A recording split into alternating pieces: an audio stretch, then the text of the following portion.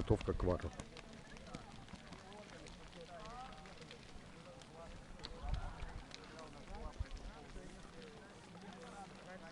Эта процедура обязательно для всех, кто участвует в варе, да? Называется полевой массаж. Полевой массаж. Разогреваем позвоночник, разогреваем шею, тем самым усиливаем циркуляцию крови. Кровь начинает быстрее. Ну, улучшаем лимфоток, лучше. кровоток, иннервацию, то есть улучшаем, нормализуем, возбуждаем. Нет, не возбуждаем, а что делаем? Нормализуем организм здесь, да? А это скидываем что? Отрицательную энергию? Аккуратненько. Слеза срезать, все лихо. Лихо отрезать.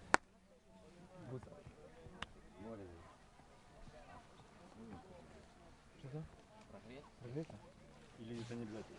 Нет, это, ну, обязательно, кто в варе участвует, обязательно. Маловато. Что? Поисков-то маловато. Ну, братцы. Можно. Можно поначалу, потом будет уже. Так, я могу пояса дать, у меня есть два. Тут вот такие надо нужны, потому что ими потом рубиться будем. Ну, они Санечек, из брезента будем вон по там. 2 захода просто делать.